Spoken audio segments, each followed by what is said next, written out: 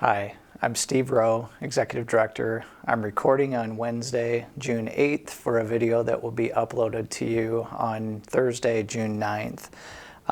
Kim has provided the video updates for the last couple of weeks, and I appreciate that she's done that, and she will be back again next week. Last week, Kim had invited David Anson, our Recreation Director, to share some of the, or to preview some of the things that are upcoming here at Oak Knoll in the coming weeks. We've got a great variety of events that will be happening, and if you happen to miss last week's update, you might want to go back and re-watch it or watch it the first time. It's the June 2nd COVID update on the Oak Knoll app, and David does a nice job of talking through many of the things that are planned for June and July. One reminder, our second annual block party will happen next Friday, June 17th. We'll have music, games, and food to celebrate the beginning of summer and our successful navigation of COVID over the past 27 months now. We are also getting closer to the kickoff of the summer concert series. The first of those concerts is just over a month away now. It will be on Tuesday, June 12th in the Spring Building Courtyard, and the performer that night is Kevin Burt. If you've not seen Kevin perform before, I really would encourage you to plan to attend that event. He is absolutely fantastic, and I know that you'll enjoy his concert. We then will follow up 2 weeks later with our first concert at East.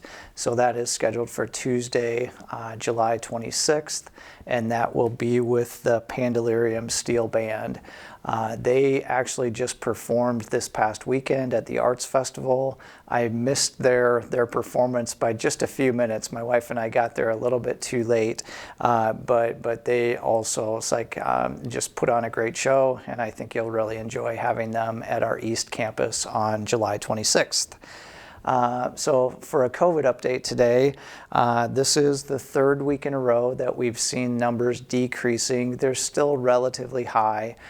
So last week, Kim told you that the case counts had averaged 72 new cases per day, and that was down from the previous week. This week, when I looked, it was down to 60 new cases per day, but that's still quite a bit of activity within Johnson County. We are fairly safe in that all of our residents are vaccinated. It's like all of our staff, with just a couple of exceptions, are vaccinated. And so as Kim and I talked through this earlier today, what we're going to do is starting now or effective as you see this video or when we get a written communication out to you, for our residents, you're absolutely free to take masks off in the common areas within Oak Knoll's building. For us as staff, we will keep our masks on for at least one more week and hope that the numbers continue to trend downward. Our thinking is that our staff members are much more likely to be out and about in the broader community, and we just want to keep you as protected as possible by keeping our masks on for one more week. So that's what we'll be doing for masks and a quick COVID update. We don't have any staff members that I am aware of who are currently out because of a positive COVID test. So that is really good.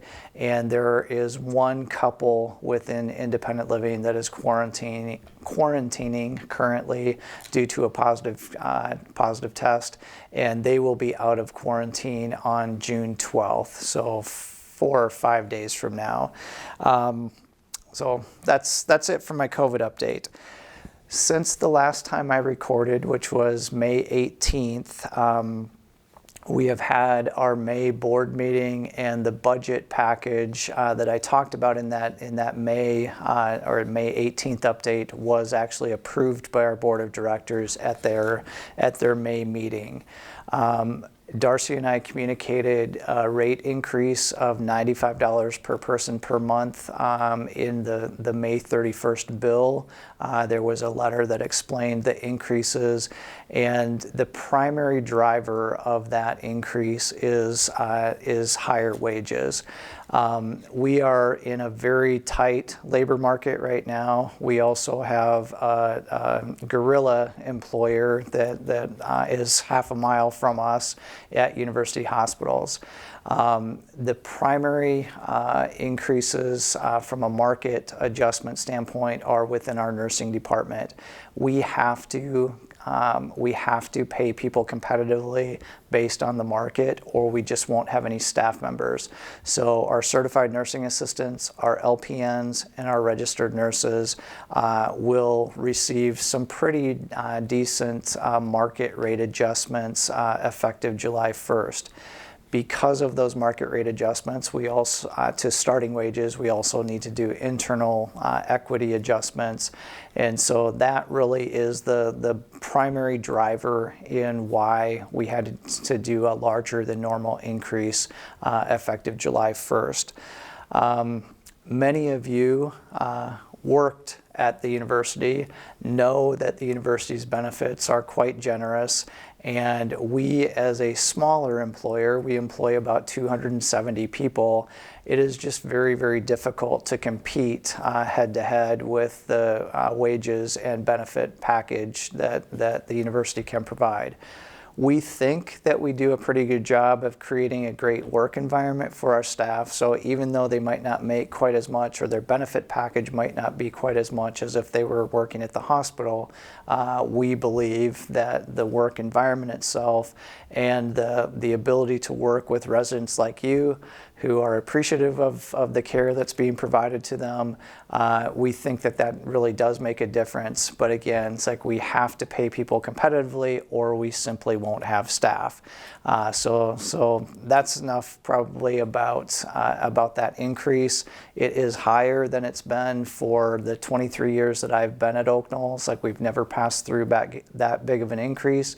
I'm very hopeful that over the coming year, the labor market will settle into a new normal, and we won't have to pass through such a large increase July 1st of 2023.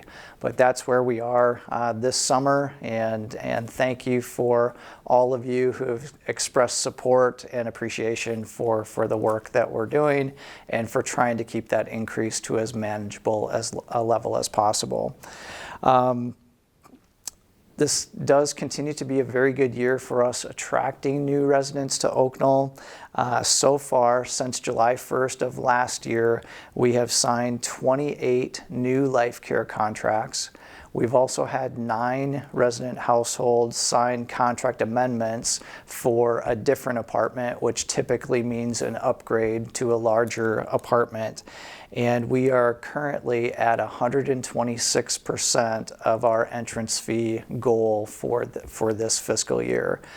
We have about 3 weeks remaining in this fiscal year, and I'm cautiously optimistic that we will get to close to 130%, if not slightly above that. So just need a couple more contracts to happen between now and June 30th, and we'll be well above our full year entrance fee goal. Thank you for all of your kind words and your support. You do make a difference for us as staff every day, and we appreciate you. Hope you're having a great day, and we will talk with you again in a couple of weeks.